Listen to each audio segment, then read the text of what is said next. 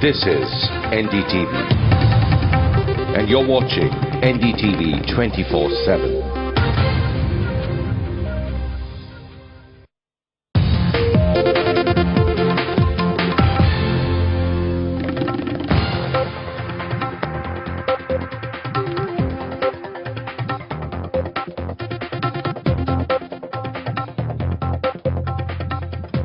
Hello and welcome. In the last 2 weeks, many of you have heard or read of the Radia tapes controversy. Among the hours of conversations and many people Neera Radia spoke to is our group editor, Barkha Dutt. The 5 conversations that Neera Radia and Barkha had have become the focus of much scrutiny. Let me clarify here that NDTV rejected allegations of lobbying or power broking on day one. As soon as Open magazine printed these excerpts, followed by Outlook, we continue to do so. Barkha has also issued a personal statement on the NDTV website, as well as responded to all questions put to her on Facebook or Twitter. However, many viewers have asked why we haven't done a show on this. Are we trying to hide something? Well, in the beginning we felt that for Barkha or NDTV to host a show on this seemed odd. We would be accused of favouring our own. It wouldn't have been a level playing field. We wanted a forum where Barkha could explain the questions being asked, but a completely independent one. The one thing we are not part of is a conspiracy of silence. At no stage have we asked any other channel or newspaper not to cover the story. The reason many haven't is because of their own reservations regarding questions on where the tapes came from, why they are edited, who's on the tapes, etc. And by the same yardstick, those who have reported on the tapes and the controversy are completely free to do so. We welcome a free and fair debate. So the program tonight aims to do exactly that. A panel of independent editors, including with us tonight, Manu Joseph, editor of Open magazine, which first printed the excerpts of the Radia tapes. Also with us tonight, Dilip Padgaonkar, former editor of the Times of India, senior journalist, Swapan Das Gupta, also columnist and senior journalist, and Sanjay Baru, editor of the Business Standard. We had also invited the editor of Outlook, Vinod Mehta, on this show. He declined. I'd also like to add at this point that this show will not be edited. What you see is exactly how this show has been recorded. We hope this will answer the questions you have. This editors panel with Barkha. Let me now open the floor and hand over first to Dilip Padgaonkar, sir, for your question. Well, what I'd like to do in this particular discussion is to avoid 2 pitfalls. One is the pitfall of going along with the moralizers, and the other is the pitfall of going on with those who feel that this entire exercise today is an attempt to whitewash something. I say this because in my own career as a journalist, I've known editors, special correspondents, bureau chiefs being approached by politicians, bureaucrats and so on and so forth to make all kinds of suggestions, put in a word here, put in a word there, for a promotion, for an appointment. These things have happened routinely. Yeah. But they haven't really assumed the kind of form that they have done today. So I'm putting that aside. Yeah. But the whitewashers, again, are those who say nothing wrong has been done, there's been no conspiracy, etc., etc. So let me come to the first point, because at least 2 key issues need to be today discussed threadbare. My first question is, when does journalistic curiosity or probing turn into a go-between job, even if that go-between job may not be for real? Okay. I think you have raised a very important question, and I think it needs further exploration, Dilip. But before I answer that, and I will, it's also important to point out my objection to the way the recent debate in the last 2 weeks has been framed by both the magazines concerned and then by subsequent sections, not all, sections of the media. This debate was framed as if this was about a scam. This debate was sought to link me to lobbying, power broking, an insinuation of quid pro quo, being on the take, and in some way connected to the 2G scam. One of the magazine covers even described these tapes as the 2G scam tapes. This is a deeply problematic, defamatory way to frame this debate. Had this magazine, or either of these magazines, Manu's here, decided to do a larger, wider debate on the state of Indian journalism, and brought up these conversations in that context, looked at the nuances of what the relationship should be between a journalist and her source, I would have certainly been up for a very honest debate, even to look at the possibility, as I'm going to talk subsequently in the program, of an inadvertent error of judgment. However, what has upset me, hurt me and annoyed me a great deal is that if you look at my reputation, I do not believe that in 16 years anybody has ever cast a question mark on my personal integrity. Now 2 magazines come along and do so with impunity. I will look at all the questions you've raised, Dilip, but since so much of the conversation and the interrogation, as it were, online and otherwise has been about the Radia tapes, what we thought we would do is to actually make an editorial departure. I just want to clarify that at NDTV, if these tapes had arrived even without me on them, we would not have played them. There are serious questions about private conversations that break no apparent law being aired. This is raw material. We would not have aired raw material, but I'm going to put myself out there for everybody to see by playing the one key conversation that really has been quoted and headlined to basically label me in sections of the media. And I will also after that be playing samples of my work during that key point of government formation in May 2009, and then I'll of course answer the very important question you've raised about what that relationship should be. So if we can, just for our viewers, have a look first at the conversation between Neera Radia and me. This is a conversation that took place on the 22nd of May 2009. Hi, Neera. Hi, did I wake you up? No, I've been up, most of the night. If stalemate continues, Yeah, listen, the thing is that they need to talk to him directly. That's what the problem is. Apparently now, the message from the other side is that why did Balu go public? They claim that at this point when they had offered them this formula and these guys said no, these guys never told them that we're going to withdraw support. I'm not withdraw support, outside support. From outside. So apparently PM's really pissed off that they went public. But that's Balu's doing, na? He was not instructed by Karunanidhi to do that, actually. Oh, he was told to come away and tell Congress that. And he went public, and this well, is the really media was standing outside.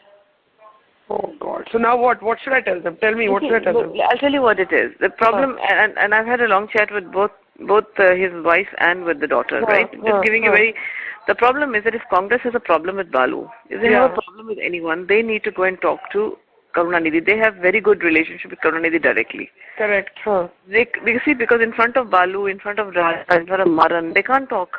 Yeah. So they have to tell him directly. There are enough Congress leaders of Tamil Nadu who they need to go and tell him exactly. The biggest problem is that the following of Aragiri is saying that you cannot give Maran a cabinet post and keep Aragiri in the MOS status. That's right.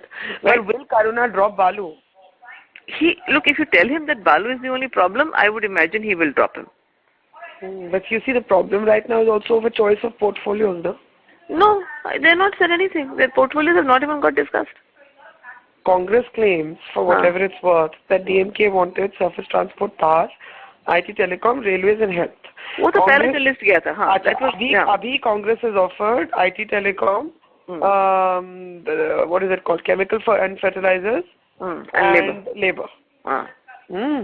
So this is where it stands now. Will DMK accept those? Maybe not, because they have to drop Maran if you want them to accept those. Maran is pushing coal and mines. Who's pushing? Now Maran is saying, you give me coal and mines. You see, my honest advice to is that you tell them that they need to tell him directly that we are happy, because Kani has got no issue about even being an independent. But Aragiri is now telling her that you cannot take an independent charge if Maran remains cabinet minister. I see. And Congress is sending messages through media and through various sources saying that, and Maran is going around telling everyone that he is the only acceptable person. That I know. Yeah, but that's not correct, na? No, I know. We've taken that off. But also the Congress needs to tell Karunanidhi that we have not said anything about Maran. Okay, let me talk to them again. Yeah, the choice of candidate we will leave to you. We have some reservation about Balu. And let them tell the reservation, and we have not said anything about Maran. We are not asking. Well, the conversation actually trails off in the middle. I don't know how that conversation ends. It's clearly a continuum of previous conversations that have not been released, including the backdrop in which she actually first called me, which was the previous day when she called to tell me that a news report that we were running about there being an agreement between the Congress and the DMK on portfolios was incorrect, and this was not correct. And I said, how do you know? And she said, I'm sitting with Kanimuri. This is the point at which I discover that here's somebody who's plugged into the DMK. Now, before I play a sample of my work, I do want to answer your question. You said, at what point do you go beyond the line of duty to become a go-between? I think it's very important to say here that I did not, and as I have maintained repeatedly, I actually did not pass on any message. The message in this case was, tell the Congress to talk to Karunanidhi, not tell the Congress to make Raja Telecom Minister, not can you tell them this is the portfolio wanted. Tell the Congress there's too much confusion. Balu's talking here, Maran's talking here, so-and-so's talking here. Tell them to talk to Karunanidhi. She was giving me useful information. When I look back with hindsight, with everything that one knows about her, I feel that I made an error of judgment. But I feel that that is the most that I can be accused of in this, because I actually did not pass on any message. And what bothers me in this case, Dilip, is that this was raw material. Did anybody ring up Ghulam Nabi Azad, who's referred to later in the transcripts, and check with him whether I'd called him? He's the person she's repeatedly saying, tell him to call Karunanidhi. I haven't seen any evidence of anyone even checking this. Why would she ask you to act like her courier?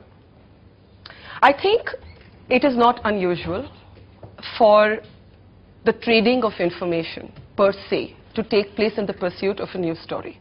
Often we use information to get more information. I don't personally find this, although I'm saying having learned a lesson from this, I would be very careful with who I shared that information with going forward, and that is certainly a learning for me from this.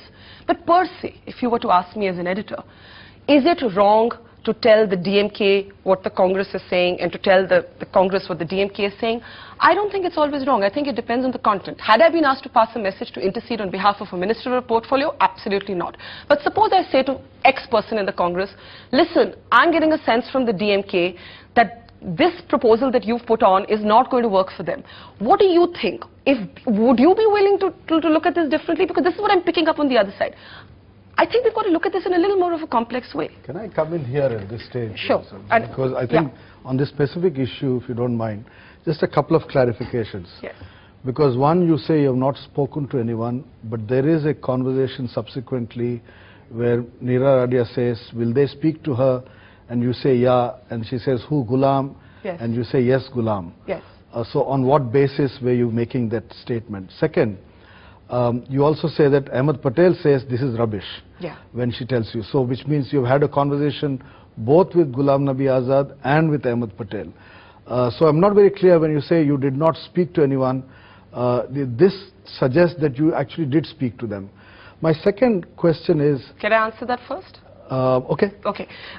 I was certainly speaking to a number of people in the Congress, and in this particular case, on the DMK side, we had other reporters speaking to Dayanidhi Maran, T.R. Balu. There was a number of us talking to different people, whoever we could get ins with. Basically, it was as simple as that. I may not know T.R. Balu very well, but I had a colleague, in fact, who was chasing him and Dayanidhi Maran in Delhi.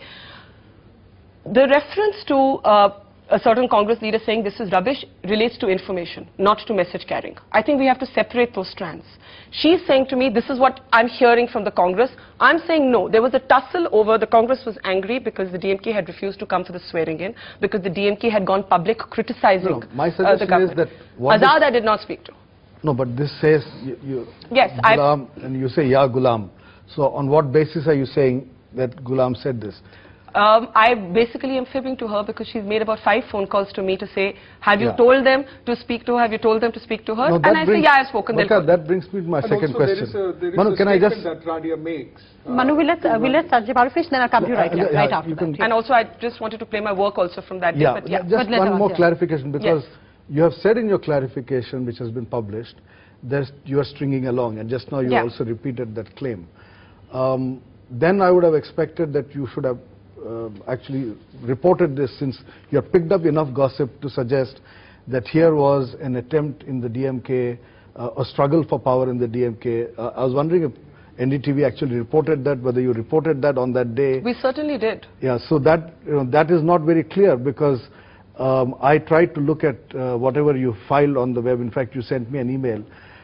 You appeared on television on 22nd of May, and then you appeared on the 24th of May. Also on the 21st, the night before, where the conversations are not there. But this conversation is on 22nd. But that's because they've been selectively leaked and those previous conversations are not there. No, but this conversation is on 22nd, and what is coming out of this is this whole fight within the DMK. That's right. And in your programs, which at least you have emailed me, none of this is there. So I was wondering if there's something which you have not shown, which you might want to. Should we look at some of the We can look at it, but